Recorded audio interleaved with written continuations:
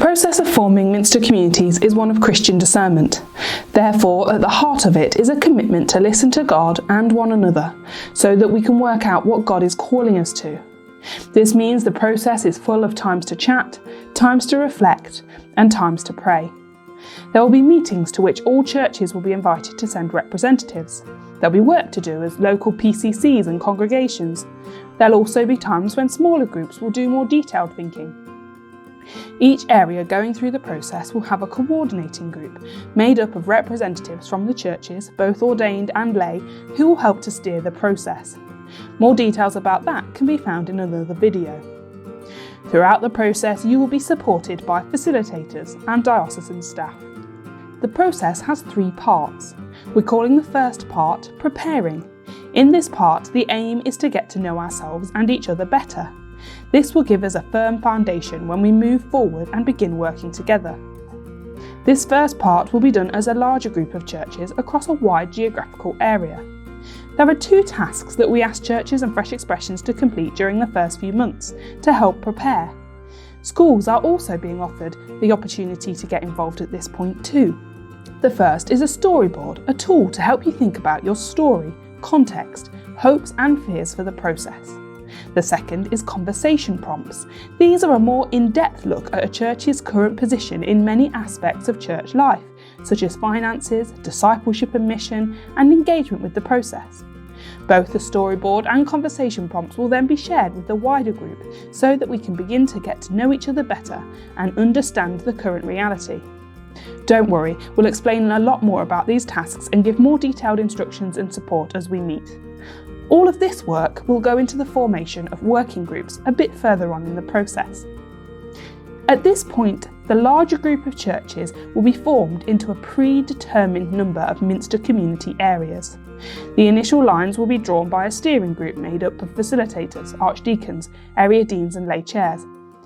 It will be informed by the conversation prompts, demographic and financial data, and the meetings that have led up to this point.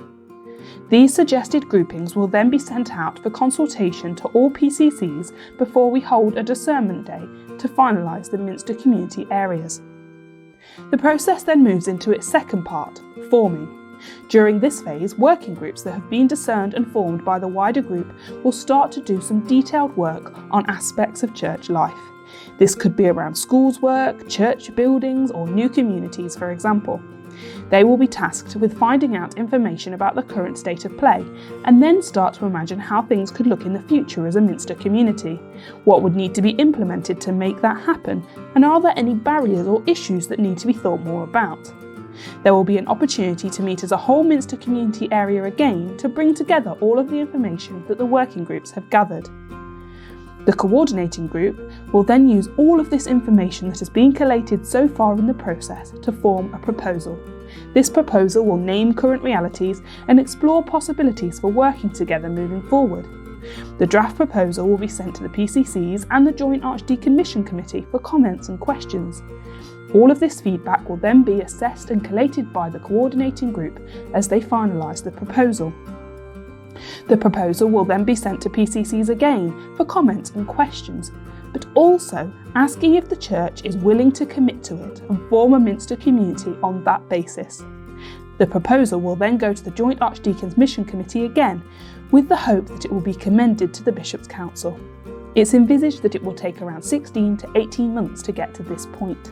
It is once the Bishop's Council endorses the Minster community that it will be formed and recognised officially. This takes the process into phase 3, which is living. It is once the Minster community is formed that further work needs to be done to put into practice the words of the proposal. This may include work around deployment, governance and finance, along with taking the first steps in missional activity together. At this stage, the facilitators may play less of a key role, whilst other diocesan staff support the ongoing work. It is envisaged that in time, as Minster communities form across the diocese, there will be regular peer-led reviews from Minster community to Minster community, so that we can continue to learn and grow and be shaped by God together.